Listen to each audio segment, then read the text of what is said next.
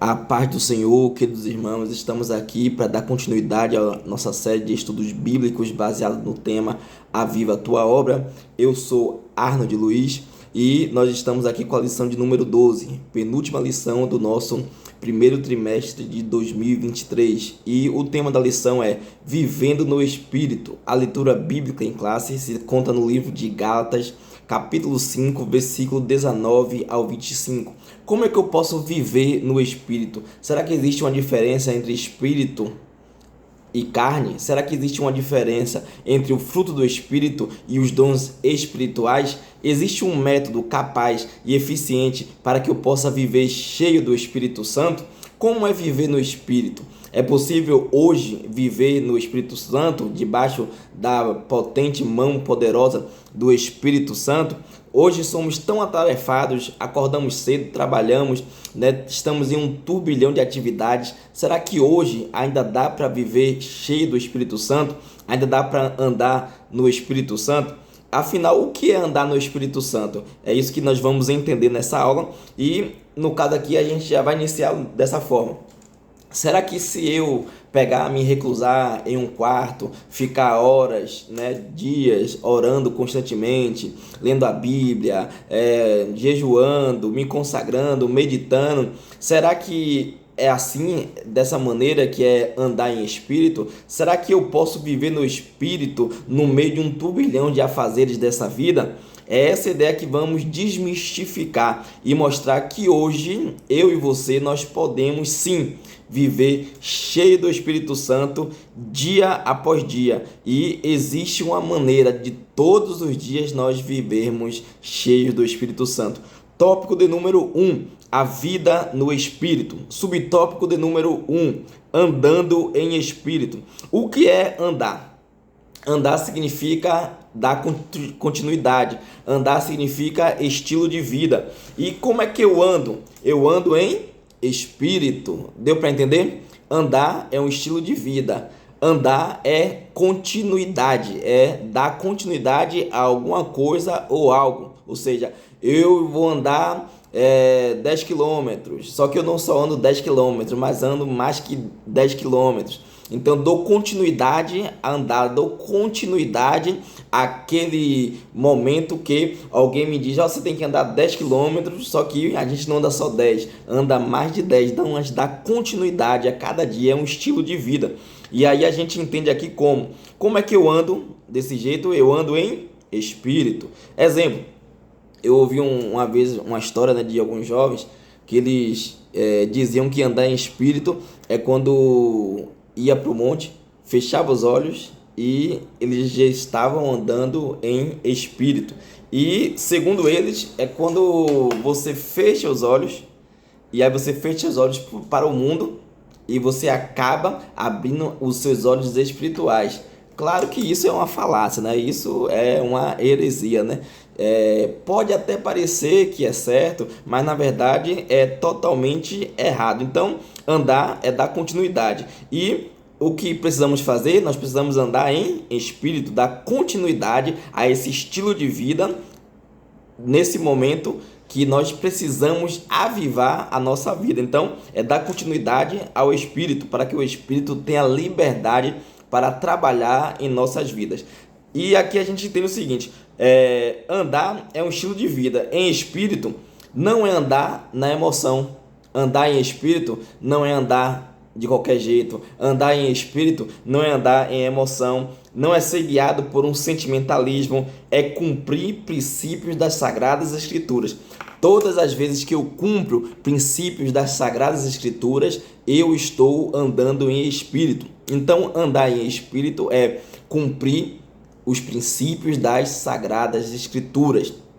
Quando eu cumpro o que a Bíblia Sagrada diz, quando eu cumpro o que a palavra do Senhor diz, eu estou andando em espírito.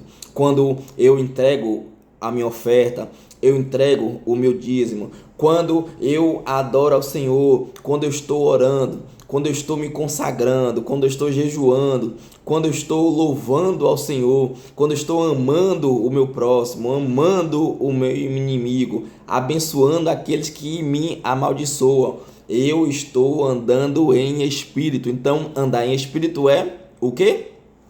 É quando eu cumpro o que diz as Sagradas Escrituras. Quando eu cumpro o princípio bíblico onde Jesus diz: olha, se você quiser vir após mim, negue-se a si mesmo e carregue a sua cruz. Aquele que quiser viver a sua vida, perdê-la-á. Mas aquele que quiser viver a sua vida por amor a mim, ganhará, né? Então, quando eu cumpro alguns desses princípios que Cristo institui, eu estou andando em espírito. Quando Jesus diz: olha, quando vocês forem, né, lá e os seus inimigos chegarem até vocês, né, vocês precisam amar os vossos inimigos, né, vocês precisam abençoar aqueles que te amaldiçoam. Então é assim que devemos andar em espírito, cumprindo o que diz as Sagradas Escrituras. Aí eu estou andando em espírito.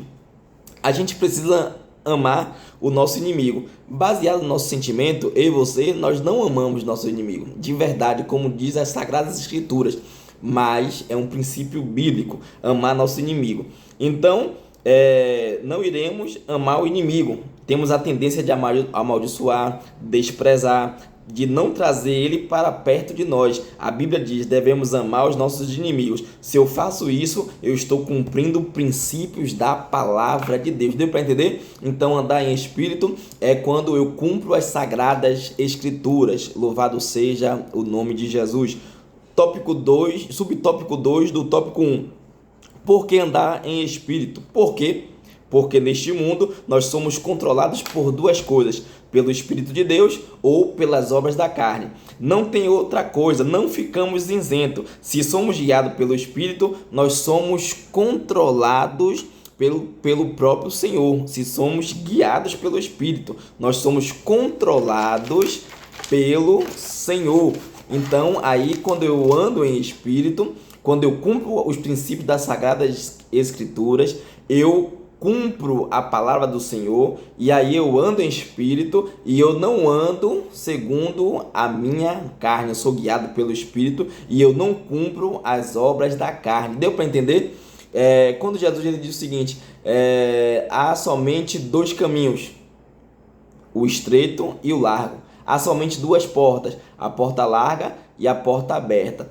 Então, de certa forma, a gente pode entender o seguinte, fazendo aqui uma didática, né? Fazendo uma analogia a essa questão onde Cristo fala sobre a porta estreita e a porta larga, sobre o caminho estreito e o caminho largo. Nós podemos entender o seguinte: nesse mundo nós vivemos em dois trilhos.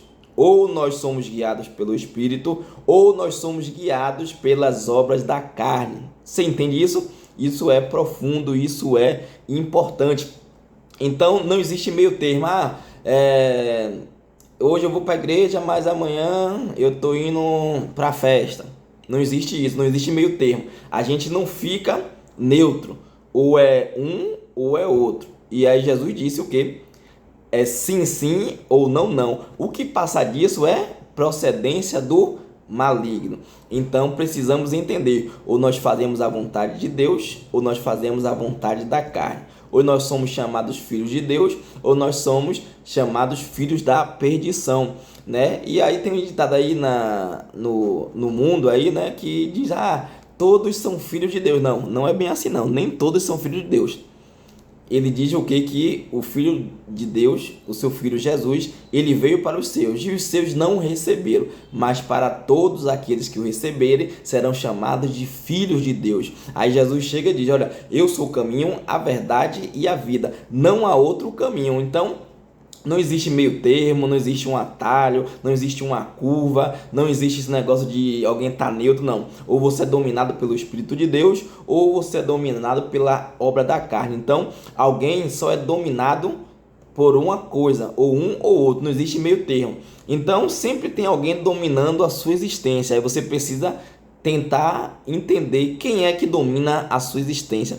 Quem você quer que domine a sua existência? Sempre tem alguém puxando a corda. Porque eu devo andar no Espírito para que eu não venha a estar vivendo nas minhas concupiscências carnais e eu acabe pecando, ou seja, eu andando nas concupiscências do pecado, né? O salário do pecado é a morte, mas o dom gratuito de Deus é a vida eterna mediante a fé em Cristo Jesus. Então eu preciso andar em espírito para que eu tenha vida, para que eu tenha paz e para que não gere morte, não gere separação entre mim e o nosso Deus, nosso Senhor e Salvador Jesus Cristo de Nazaré. Então, na minha vida e na sua vida, alguém está puxando a corda. Ou é o Espírito de Deus, ou é as obras da carne. Entende isso? Isso é muito sério. Para eu não viver nas concupiscências do pecado, nas obras da carne, eu preciso fazer o quê? Eu preciso viver em espírito, andar em espírito, ou seja, dar continuidade, né? Andar, dar continuidade, é um estilo de vida. Eu preciso ter um estilo de vida andando em espírito, para não ser controlado pela minha carne. Sempre somos guiados por alguma coisa, espiritualmente de Deus ou espiritualmente do maligno. Nós precisamos tomar essa decisão. Essa decisão é minha, é sua, é nossa. Você que escolhe quem vai guiar a sua existência, o Espírito de Deus ou o espírito deste mundo. Glória a Deus. E aí nós pulamos para o subtópico do número 3 do tópico 1. E diz assim: como andar em espírito? Não existe nada de novidade. Você tem que cumprir velhos e bons princípios das Sagradas Escrituras. Alguém diz assim: o que é que eu preciso de fazer de novo para andar em espírito? O que é que eu preciso fazer de novo para fazer a vontade de Deus? Não existe nada de novo. É tudo antigo e tudo que todo mundo já sabe de cor e de salteado, né? O que acontece aqui? A gente precisa fazer o quê? A primeira coisa é seguir os princípios das Sagradas Escrituras. Nós precisamos seguir os bons princípios das Sagradas Escrituras. Não existe nada de novidade. Nós temos que cumprir os velhos costumes e princípios das Sagradas Escrituras. Primeiro é orando. E quando eu oro, gera o quê? Intimidade. E quando gera intimidade, gera autoridade. Quem tem autoridade no mundo espiritual? O mundo espiritual respeita. Eu preciso orar, eu preciso ler a Bíblia, eu preciso amar meu inimigo, eu preciso ser generoso, ser amoroso, eu preciso perdoar aqueles que me maltratam, eu preciso ofertar ao Senhor, não só financeiramente, mas ofertar com a minha vida. Eu preciso me dedicar a fazer a vontade do Senhor, fazer a obra do Senhor. Então é assim que eu cumpro as Sagradas Escrituras e é assim que eu ando em espírito, é perdoando aqueles que me maltratam e cumprindo os princípios das Sagradas Escrituras. Quando eu cumpro os princípios das Sagradas Escrituras, eu estou andando em espírito. Não existe nada novo, né? Como Salomão diz, não existe nada novo debaixo do sol. Então, não tem nada novo, é tudo algo que é simples, é básico, né? Não existe muito enfeite, muita coisa, né? Não, é algo simples. Orar, buscar o Senhor, ler a palavra do Senhor, jejuar, cumprir os princípios das Sagradas Escrituras, e assim eu consigo andar em espírito. É quando eu tenho esse estilo de vida, é quando eu cumpro a palavra de Deus em sua íntegra. E aí a palavra do Senhor diz: céus e terras passarão, mas aquele que faz a minha vontade, né? Aquele que segue a mim, aquele que faz a minha vontade, pode passar o céu e a terra, mas ele permanece para sempre, né? Quando a gente cumpre os princípios da palavra de Deus, quando a gente segue fielmente os planos do Senhor através da sua santa e bendita palavra.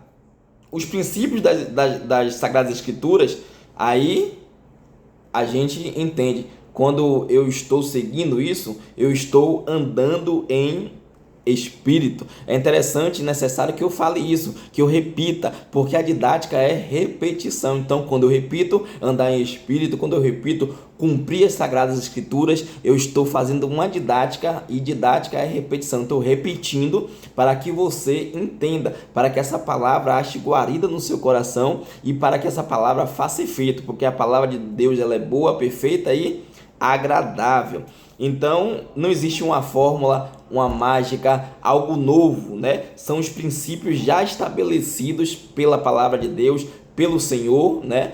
Pela nossa igreja, né? Então, nós precisamos cumprir esses princípios. Quando cumprimos esses princípios, aí nós estamos tendo uma vida cheia do Espírito Santo e andando em Espírito. É só cumprir o que está escrito na palavra do Senhor. É assim que eu ando em Espírito. E quando eu cumpro o que está escrito, eu vou ter uma vida plena, eu vou ter uma vida abençoada, eu vou andar em Espírito e vou ter uma vida plena no andar com o Espírito Santo de Deus. Tópico 2 diz assim: o confronto entre a carne e o Espírito. Subtópico de número 1, carne versus Espírito. Existe uma luta em nós entre a carne e o Espírito. Isso é muito clássico. Essa luta só acontece depois da conversão. Uma pessoa que não teve um encontro com Cristo, ele não tem essa luta entre a carne e o Espírito. Não, porque ele não tem, pois ele nunca foi governado pelo Espírito de Deus. Então essa luta só acontece com uma pessoa que teve um encontro com Cristo, e depois desse encontro com Cristo, ela o quê? Ela nunca mais vai ter fim. Essa luta é constante, é uma luta entre a carne e o Espírito. Hoje eu estou bem, amanhã eu estou mais ou menos, e é uma luta constante. Eu quero orar, mas a carne diz que não. Eu estou trabalhando, né, na vida secular e tal, e aí a carne diz, não, você precisa dormir, precisa descansar, e o Espírito ora e lê a Bíblia, e aí fica uma luta constante, né? E aí, né, a gente fica lutando. Então só quem tem essa luta, só quem sente isso é quem teve um verdadeiro encontro com Deus, quem teve um verdadeiro encontro e foi impactado com a glória de Deus, com o Espírito Santo de Deus. Então essa luta, ela só acontece depois que eu tenho um encontro com Cristo. Depois que eu tenho esse encontro com Cristo, aí se prepare, porque essa luta nunca mais vai ter fim. Você vai viver aqui e sempre vai estar dentro de você essa luta entre o bem e o mal. Eu peco ou não peco, eu faço ou não faço. É uma luta constante entre o bem e o mal, entre você e entre a sua carne, entre o Espírito e entre a carne. É uma luta constante entre o bem e o mal. Ela sempre vai existir, não tem como fugir. Por isso que Paulo ansiava, né? Por isso que ele deu aquele brado de vitória quando ele entendeu que após essa vida a morte não tem mais domínio sobre nós.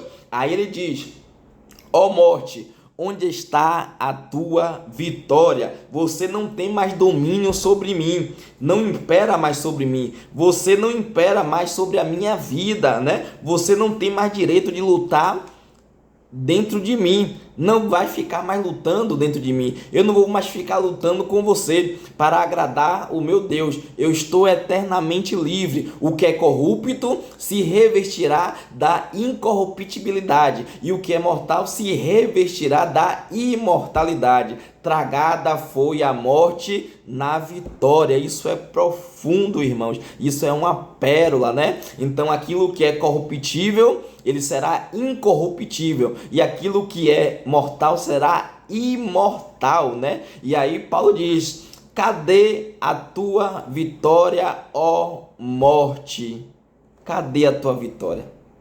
A tua vitória não existe. Ela foi tragada. O meu Cristo, ele morreu, ressuscitou e ele está vivo para todo sempre, pelos séculos dos séculos. Eu não vou ficar mais lutando com você não, para agradar o meu Deus, porque eu estou livre. Nenhuma condenação há para aqueles que estão em Cristo Jesus, que não andam segundo a carne, mas sim que andam segundo o Espírito de Deus. Eu não preciso lutar contra você, porque Deus, ele venceu. Jesus, ele venceu e tragada foi a morte na vitória. E aí isso é profundo. Depois aconteceu o que? Cristo, ele sempre nos dá essa guerra, e iremos sempre vivenciar essa batalha dentro de nós, essa batalha entre a carne e entre o Espírito. Subtópico de número 2 do tópico 2, as obras da carne. O que é obra da carne? O que é obra da carne? É o despertar da natureza humana, do homem caído, do velho homem. É tanto que Charles Spurgeon, ele diz o seguinte, que ele diz: olha, no dia do batismo eu pensei que eu tinha matado a velha criatura, mas agora eu vejo que eu tenho que matar ela todos os dias, constantemente. Lembra que eu falei? É por isso que é importante, necessário a gente andar em espírito para não cumprir as concupiscências da carne. É por isso que eu preciso ter um estilo de vida adorando, lendo, meditando, para que eu não ande segundo a minha carne. Eu preciso matar o velho homem constantemente, a cada dia. Então, o que é as obras da carne? É o despertar da velha natureza, da natureza humana. É o despertar do velho homem. É a pecaminosidade que está dentro de nós, que está morta, que está inerte, melhor, né? Está inerte, está inoperante. Quando eu alimento a minha antiga natureza, quando eu pratico as obras da carne, quando eu faço o que eu não deveria fazer, eu leio o que eu não deveria ler, eu ouço o que eu não deveria ouvir, eu vejo o que eu não deveria ver, aí eu estou alimentando a velha natureza e aí ele reaparece. Quando temos um verdadeiro encontro com Cristo, a velha natureza não é tirada dentro de nós, ela está dentro de nós. Por isso que Paulo diz que precisamos estar crucificado todos os dias. Preciso matar o velho homem. E como é que eu mato? Não alimentando. Você quer matar uma pessoa, né? A gente entende o seguinte, que quando a gente quer matar uma pessoa, não precisa usar meios perigosos, meios astutos, né, para matar, mecanismos cruéis. Mas deixa uma pessoa sem comer, o que vai acontecer? A pessoa vai morrendo a cada dia. Então é isso que precisamos fazer, não alimentar o espírito humano, a nossa carne, a nossa velha natureza, o homem interior, né? O que a Bíblia diz, o homem interior, né? Está lá em alguns estudos sobre antropologia bíblica, né? Que falamos a respeito disso. Então eu preciso matar o velho homem, a velha natureza. Como é que eu mato? Não alimentando. Quer matar uma pessoa? Quer matar o homem interior? Não alimente ele, não dê comida a ele, deixa ele sem comer, né? Deixa um ser humano sem alimento, e é isso que eu estou dizendo, né? Deixar a sua velha natureza sem se alimentar. E o que é que vai acontecer? Ela vai morrer constantemente a cada dia. É igual alimentar a velha natureza. Pare de assistir coisas que não deve assistir. Pare de ouvir o que não deva ouvir. Pare de ver o que não deva ver. É assim que eu mato e eu cumpro as sagradas escrituras. E aqui eu entendo o seguinte. Eu começo a alimentar o meu espírito. Eu ouço hinos espirituais. Eu leio a palavra de Deus. Eu leio bons livros. Eu estou com pessoas, né, que adoram o Senhor, pessoas espirituais, pessoas que estão orando, buscando ao Senhor. Então eu oro constantemente, eu jejuo constantemente, e aí eu vou mortificando a carne. E é tudo um processo, não é nada uma mágica, né? Não é nada assim de repente, não. É tudo um processo, é um estilo de vida, né? Andar é um estilo de vida. Então preciso ter esse estilo de vida, de orar, de jejuar, de meditar na palavra do Senhor, de me consagrar. Para quê? Para não andar segundo as minhas concupiscências carnais, não andar fazendo as obras da carne, mas sim andar em espírito, para que a velha natureza não venha e eu não venha a pecar contra o Senhor. Então quem você mais alimenta, mais vai estar forte. Se eu alimento o espírito, ele vai estar mais forte, vai ter a primazia. Se eu alimento a carne, ela também vai estar forte, ela vai ter a primazia. Então a minha função, a função é minha. Eu tenho que escolher, eu tenho que querer, né? Eu tenho que entender que a decisão é minha. Ou eu vivo segundo a vontade de Deus, segundo a vontade do Espírito Santo de Deus, ou eu vivo segundo a vontade da minha carne. Eu preciso ter essa função, é função minha deixar a velha criatura apodrecer. Função minha é deixar ele inerte. Eu não posso alimentá-lo. Enquanto eu estiver alimentando, ele vai estar mais forte e poderoso. E ele vai ficando grande, vai crescendo. Eu não posso deixar ele alimentado, pois senão ele vai fazer o quê? Ele vai ressuscitar dentro de mim. Ele vai renascer dentro de mim, né? Tem um conto da mitologia grega sobre a fênix, que a fênix, ela pega fogo e ela vira cinzas, mas depois ela renasce das cinzas. Então eu não posso deixar a velha natureza renascer das cinzas. Eu preciso mortificar, matar ela a cada dia, orando, jejuando, me consagrando, lendo a palavra do Senhor, né? Estando na casa do Senhor, congregando, buscando cantar hinos espirituais, ouvindo hinos espirituais. e congregando na casa do Senhor. Glória seja dada o nome de Jesus para todo sempre. E aí nós encerramos o tópico 2 e vamos para o tópico 3, subtópico de número 1. Diz assim: o avivamento pelo fruto do Espírito. Subtópico de número 1, o fruto do Espírito. O que precisamos entender deste ponto é o seguinte: qual a diferença entre dom e fruto?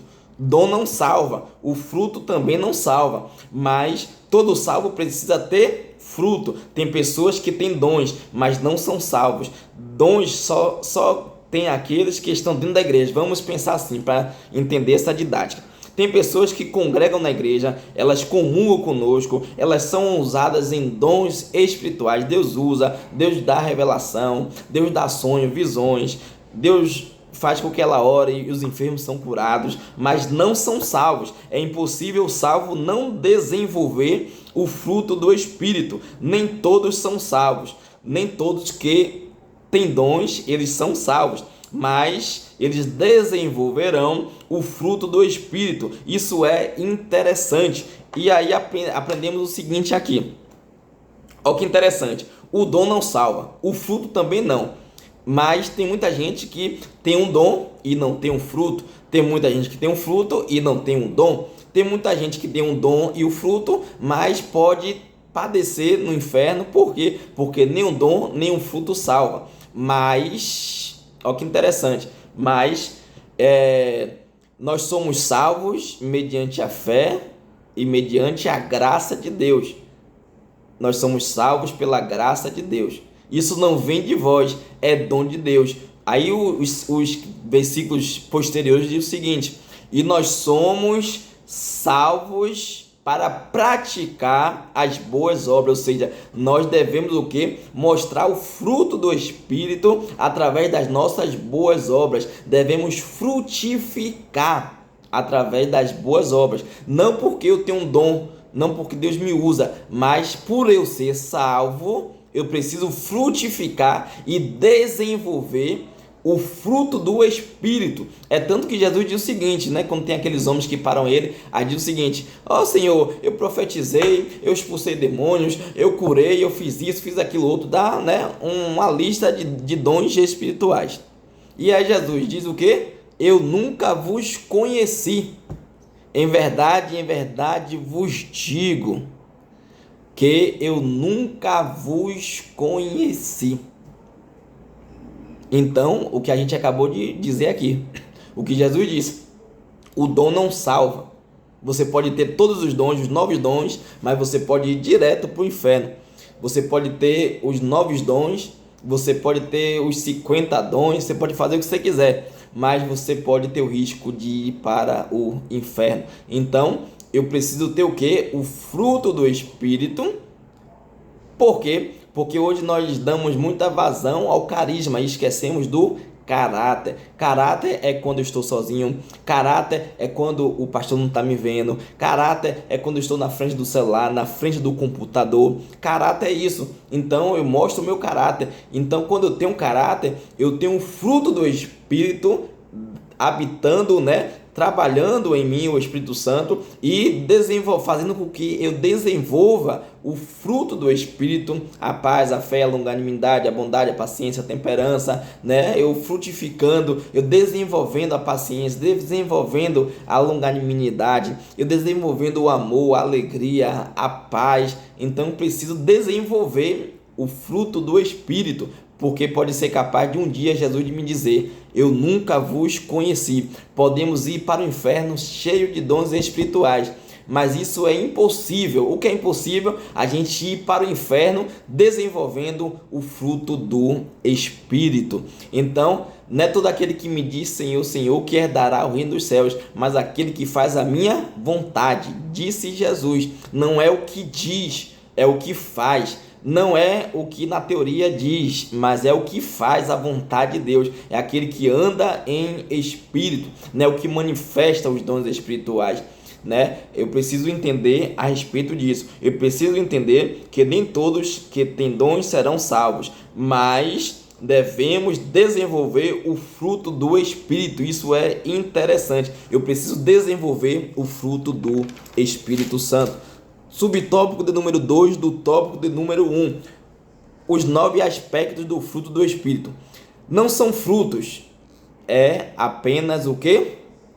Um fruto com 9 características. Exemplo, nós vemos a tangerina ou a laranja também, né? A gente pode fazer isso, mas a tangerina é mais interessante. Pegamos a tangerina e é um fruto. Quando abrimos a tangerina, tem vários gomos. Então, na didática aqui, cada gomo daquele é uma característica do fruto do Espírito Santo para fins didáticos. Amor, paz, longanimidade, paciência, temperança, né, que é o domínio próprio. Então, é um fruto, não são vários frutos, é um fruto com 9 características. Deu para entender? Então, o que eu entendo aqui? Através desse fruto, nós temos a nossa vida transformada, né? Um exemplo, a gente pega uma tangerina daquela e pega um gomo e a gente chupa, né, aquela tangerina. O que acontece? A gente chupou a tangerina ou a gente chupou um gomo só? Não, ninguém vai dizer, você não chupou tangerina porque você chupou apenas um gomo. Deu para entender? Então, é um fruto com 9 características, e a cada dia o Espírito Santo vai trabalhando, vai desenvolvendo esse fruto na minha vida, e eu vou frutificando o amor, frutificando a paz, a temperança, a longanimidade, a paciência, e aí vou a cada dia, né? Então é um estilo de vida, né? Isso é uma mentalidade cristã, e mentalidade cristã não é da noite para o dia, ela vai se desenvolvendo com o passar do tempo, é um estilo de vida. Eu preciso andar constantemente para que o Espírito venha estar trabalhando na minha vida e venha ter liberdade do meu ser. Eu preciso fazer como Paulo, não vivo mais eu, mas Cristo vive em mim, e a vida que eu levo pelo Filho de Deus que se entregou por mim e morreu por mim. E no subtópico número 3 diz o seguinte: contra o fruto do Espírito não há lei. Gálatas 5,18. O que Paulo quer dizer aqui? Mas se sois guiados pelo Espírito, não sob a lei. Qual é a lei? A lei é a Torá? Paulo diz que a Torá é boa, que a Torá é santa. O salmista diz que a Torá é lâmpada para os pés e luz para os seus caminhos. Mas Paulo se contradiz? Será que Paulo ficou esquizofrênico? Será que Paulo ficou doido quando ele fala que se somos guiados pelo Espírito, não estamos sobre o domínio ou sobre a lei? Então, que lei é essa que Paulo está falando? Preste atenção aqui.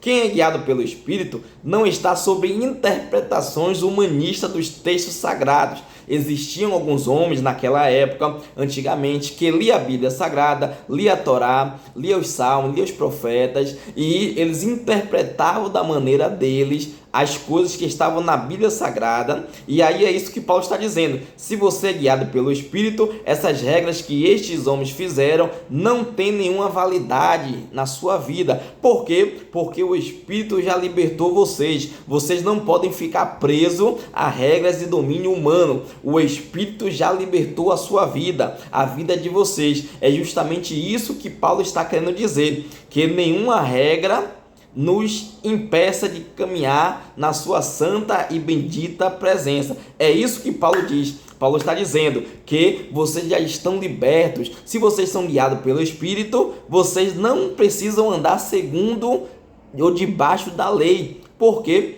Porque a lei não tem poder em vocês. Paulo não está falando da Torá. Paulo não está falando dos textos bíblicos. Paulo está falando das leis humanistas que prendiam aqueles homens naquela época, naquele momento. Ele está falando da lei. Os homens interpretavam a Bíblia Sagrada e aí colocavam leis para que as pessoas fizessem, não pode isso, não pode aquilo, de forma errônea. É por isso que Paulo diz: olha, vocês são guiados pelo Espírito, não está sob a lei. Então essa é a lei, vocês estão libertos pelo Espírito Santo. Você não pode ficar preso a regras e domínio humano. O Espírito já libertou. E aí nada nos separará do amor de Cristo. Nem a fome, nem a nudez, nem a espada, nada nos separará do amor de Deus que está em Cristo Jesus. É só andar em espírito, buscando a presença do Senhor, orando, jejuando, para que venhamos a estar fazendo a nossa